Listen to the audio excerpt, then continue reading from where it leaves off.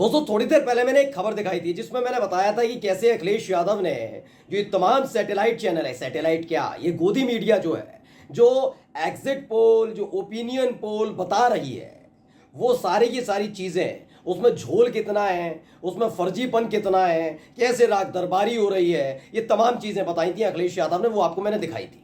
अब आपको दिखाने जा रहा हूं कि कैसे भी करके 1 तारीख से लेकर 4 तारीख की सुबह तक माहौल बना रहे, बीजेपी के पक्ष में माहौल बना रहे, इसके लिए सारा खेल किया जा रहा है और इनकी सारी परतें खुल गई हैं। एक चैनल नहीं, आज एक के बाद एक कई ऐसे चैनल दिखाने जा रहा हूं जो अपने ही एग्जिट पोल में, अपने ही ओपिनियन पोल में बुरी तरह से फंस चुके हैं। नमस्कार, मैं हूं प्राज्वल गौतम और आप देख रहे हैं न्यूज सर्किल।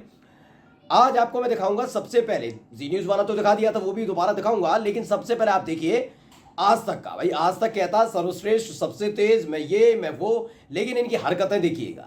दरअसल कैसे भी करके कांग्रेस को डाउन करना है, हर राज्य में बीजेपी को उठा हुआ दिखाना है, बताना है भारतीय जनता पार्टी इस बार हिंदी पट्टी राज्य छोड़िए, दक्षिण भारत में जबरदस्त कमाल करने जा रही है, भयंकर तूफान है उसका, मोदी जी का खासकर। बीजेपी का मतलब समझ लीजिए इस दौर में मोदी जी, और मोदी जी की भक्ति में ये सब कैसे लगे रहते हैं हर कोई जानता है।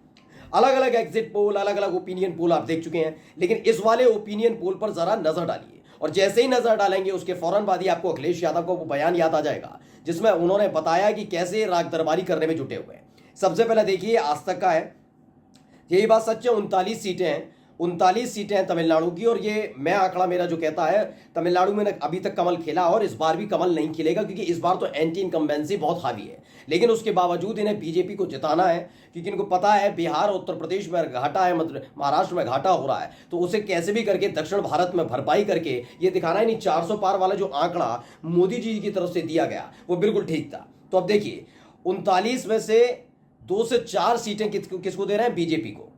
अब ये बता रहे हैं 13 से 15 सीटें, 13 से 15 सीटें ये दे रहे हैं कांग्रेस को, प्लस मान लेते हैं कांग्रेस प्लस, ऐसे कोई स्थानीय पार्टी के साथ मिलकर कांग्रेस चुनाव नहीं लड़ रही, फिर भी डीएमके को क्या दे रहे हैं 20 से 22 सीटें, और एआईएडीएमके को 0 से 2 सीटें।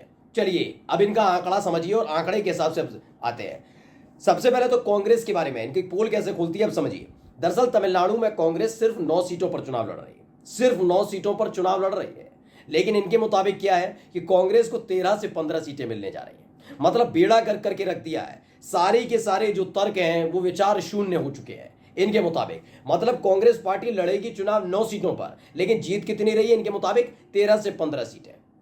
मतलब कोई आंकड़ा नहीं, क्योंकि कैसे भी करके बीजेपी को इन्हें खेल के अंदर लेकर आ रहा है तमिलनाडु के अंदर, कि दक्षिण भारत में देखो जबरदस्त खेल किया मोदी जी ने, लेकिन उस खेल को करते करते ये कांग्रेस को लेकर इतना बड़ा झूठ परोस बैठे।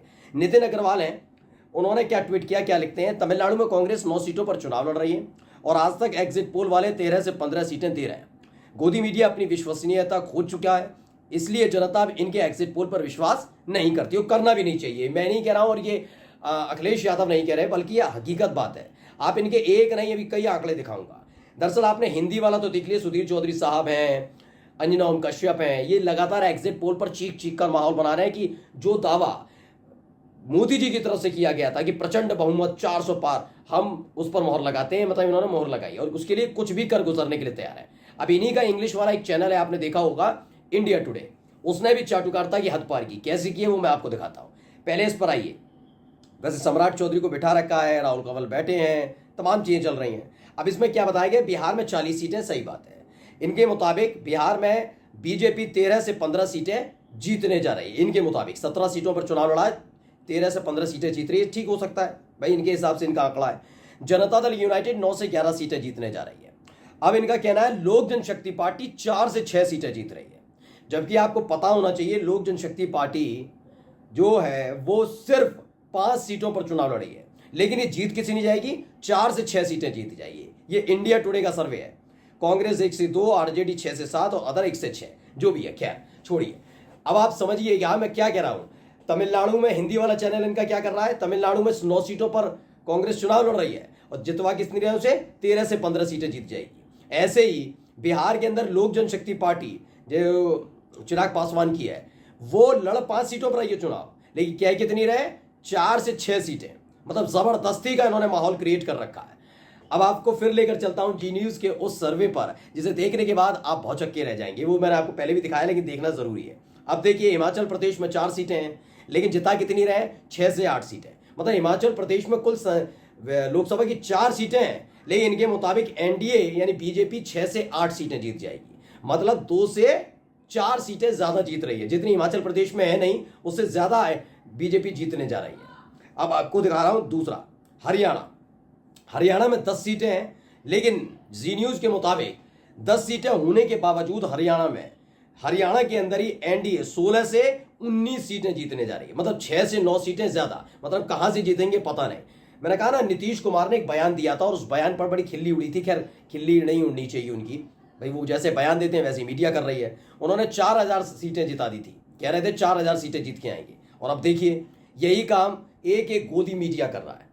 उधर आज तक कर रहा है, इंडिया टीवी इंडिया टुडे कर रहा है, इधर जी न्यूज कर रहा है। मतलब सबने इतने जबरदस्त आंकड़े बढ़ा दिए हैं कि जितनी सीटों पर चुनाव ना कांग्रेस लड़ रही है ना एलजेपी लड़ रही है, वहां उनसे ज्यादा सीटें उन्हें जितवा रहे हैं। यहीं जहां जितने सूबे में सीटें नहीं है उससे ज्यादा सीटें जितवा दी जा रही है। मानकर चलिए 80 सीटें उत्तर प्रदेश में है, तो इनके मुताबिक ये भी हो सकता है कि 100 सीटें बीजेपी जीत ले। ये हो रहा है, आपके सामने मैंने सबूत रखा है। तो इसीलिए जो अखिलेश यादव कह रहे थे ना कि इनकी विश्वसनीयता है नहीं, इन पर भरोसा मत करिएगा, जमीन पर उतरिए, 4 जून का इंतजार करिए। क्योंकि एग्जिट पोल इसी देश के अंदर 2014 के बाद किस तरह से फेल हुए, कैसे चाटुकारिता के लिए सारी हदें पार की गई, इस देश ने बखूबी देखा। केवल लोकसभा चुनाव नहीं, विधानसभा चुनाव में पश्चिम बंगाल का तो सबने देखा ही था। पश्चिम बंगाल में सरकार बनाने तक का माहौल क्रिएट कर दिया गया था मीडिया की तरफ से कि बीजेपी पश्चिम बंगाल में सरकार बनाने जा रही है। लेकिन हुआ क्या था, ममता बनर्जी की पार्टी ने ऐसा जबरदस्त झटका बीजेपी को दिया, मुंह दिखाने के काबिल ये तमाम एंकर, तमाम पत्रकार, तमाम लोग नहीं कर पाए। और हालत क्या है, अभी भी हालत देख लीजिए इनकी। ऐसी हालत में जी रहे हैं, झूठ, प्रपंच, गलत आंकड़े रखना, और तब भी इन्हें शर्म नहीं आ रही। नमस्कार।